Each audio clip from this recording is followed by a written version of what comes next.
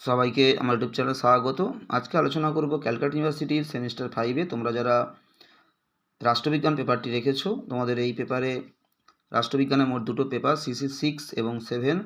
CC 6 যে পেপারটি রয়েছে world politics since 1945, তোমাদের বিশ্ব রাজনীতি 1945 সাল থেকে।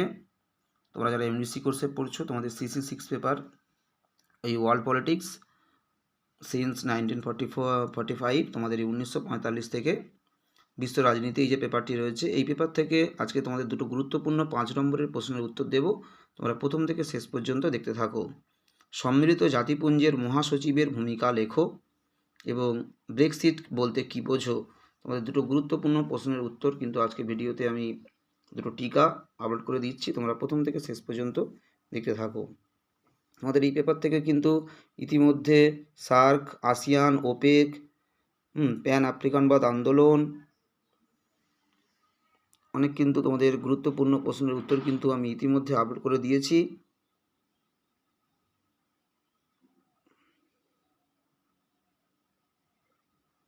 এবং তোমাদের এই পেপারে আরও অনেক গুরুত্বপূর্ণ প্রশ্ন রয়েছে, যেমন নিরাপত্তা পরিষদের গঠন ও কার্যাবলী, তৃতীয় বিশ্বের উত্থানে জোট নিরপেক্ষ আন্দোলনের ভূমিকা, বিশ্বায়ন কি, এর প্রকৃতি বা দৃষ্টিভঙ্গি বা রূপ, মানবাধিকার রক্ষায় সম্মিলিত জাতিপুঞ্জের ভূমিকা, বিশ্ব শান্তি রক্ষায় সম্মিলিত জাতিপুঞ্জের ভূমিকা, ভারত পাকিস্তান সম্পর্ক, ভারত বাংলাদেশ সম্পর্ক, ভারত শ্রীলঙ্কার সম্পর্ক, ব্রেক্সিট কি, ইউরোপীয় ইউনিয়নের উদ্ভব, কার্যধারা, প্রভাব, পতনের কারণ, মহাসচিবের ভূমিকা, ব্রেক্সিট কি। তোমাদের এই পেপার থেকে কিন্তু অনেক গুরুত্বপূর্ণ প্রশ্ন রয়েছে এবং প্যালেস্তাইন প্রশ্নের তাৎপর্য, ঠান্ডা যুদ্ধের বিবর্তন, এখান থেকে কিন্তু অনেক গুরুত্বপূর্ণ প্রশ্ন রয়েছে।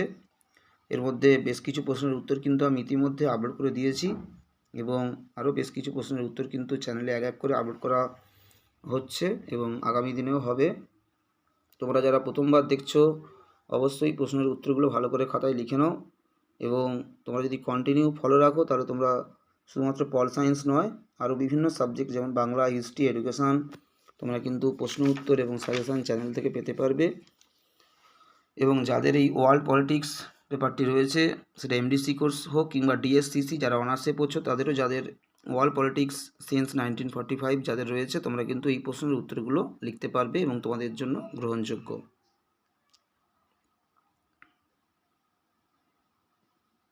সবাইকে নমস্কার।